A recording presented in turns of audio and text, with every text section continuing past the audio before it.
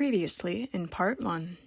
Today I want to reflect and do an inner artist research, see all of what I've learned this semester, what I've done this semester, what I'm still doing right now before the semester ends, what I'm hoping to do in the future, next semester or post-college.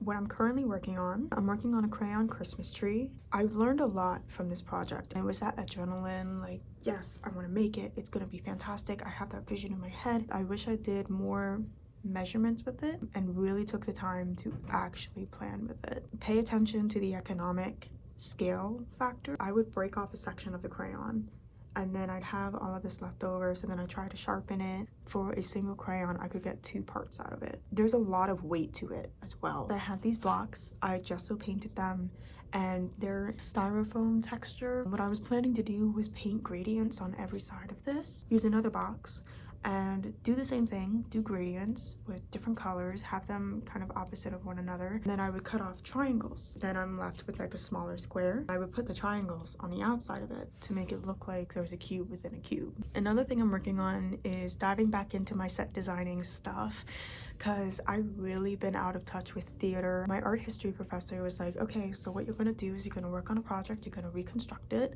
and you're gonna use art historical elements into it. For example, barn stars, sign making, barn architecture. I have an entire set model of what it would be like if you were to go to the folk festival here in Kutztown, PA, and just absorb that atmosphere one more time, because they didn't have it this year. I've been researching barn stars, I've been researching quilt making, quilt designs, barn architecture.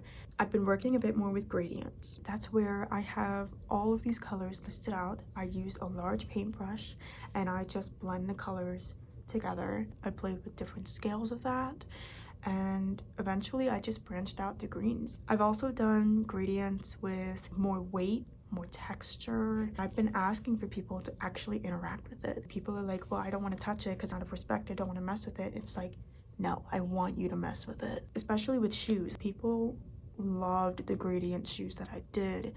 Unfortunately, I can't wear them because I'm not my size anymore.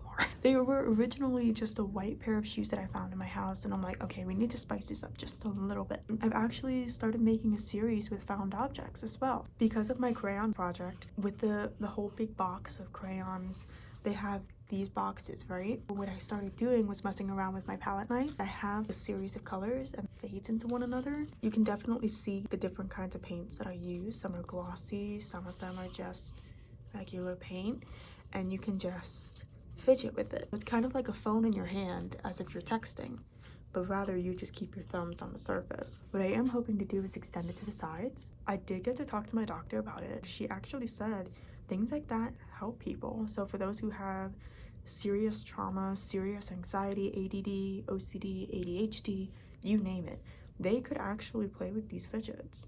And it would be like a fidget toy, just with art. I was like, I like that idea. I do have to thank the people who gave me that idea to do it on found objects. In my senior seminar class, they were doing check-ins with everyone. When it came down to me, I said I want to work more with texture, and they were like, well, what about those crayon boxes? You could just use a palette knife, do that.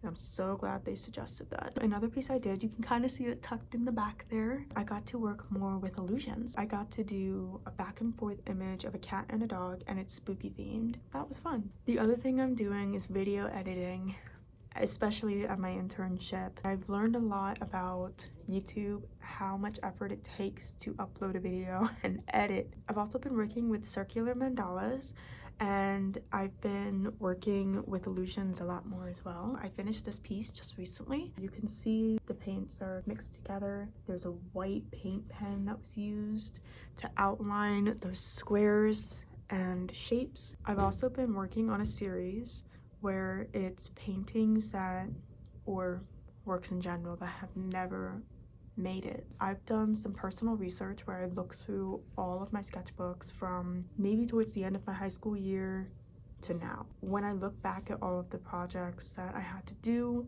especially the sketches, some sketches just never made it to actual projects because they either didn't fit the criteria, they were time consuming, the professors just didn't like them. I was looking back and I'm like, man, I really wish I did this idea. I've done an idea with the galaxy and looking through a window, the big canvas with the flowers. There was another painting that I did where I had hands holding a globe and literally pushing through the surface, and in the background it's just all of these ideas surrounding deforestation, the world just literally falling apart environmentally. There were a lot of different reactions when I had that artwork on display at the one art event I was at this semester. I was asked to join this Kutztown event where artists could come in and sell their works, which I did not sell any of my works because I have an emotional attachment yet to my pieces. It was at the Berks Reading Guild Artisan Craft Show,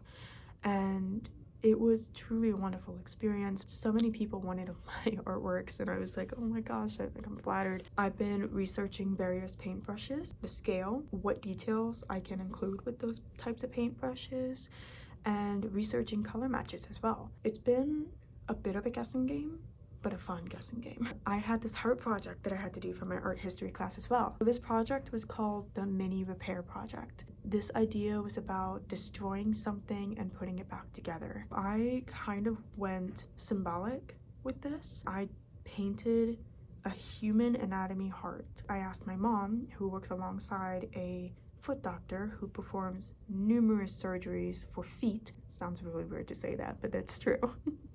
My mom works alongside of him. She's pretty much like an assistant for the doctor.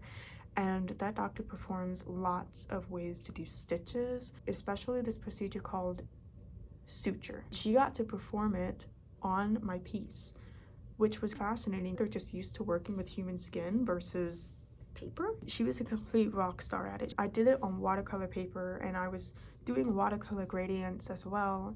I had this mini 5x7 sketch and I'm like, man, this would be great for the project. The paper was 22x30. I got the painting done within an hour and a half and the stitching took about 3 days to execute. There were these patches that you could attach to clothing if there was a large hole and you needed to cover it up with sewing or ironing or whatever. I took some of that stuff and I made it look like they were bandages on the heart. The idea with that is diving into something that was more emotional, especially when you're going through heartbreak, grief, losing someone that you truly loved, and needing to repair yourself to feel okay again. The last thing I will talk about is a semester-long project that I've been doing for Professor Anthony. I've been working on this sketchbook. For some parts of the sketchbook, I've been incorporating some of those ideas and putting them into my actual paintings. I'm so glad I was able to do this project because, oh my lordy, all of the ideas that I have in there, I just cannot wait to bring to life. Oh my goodness, I'm so sorry that it took me like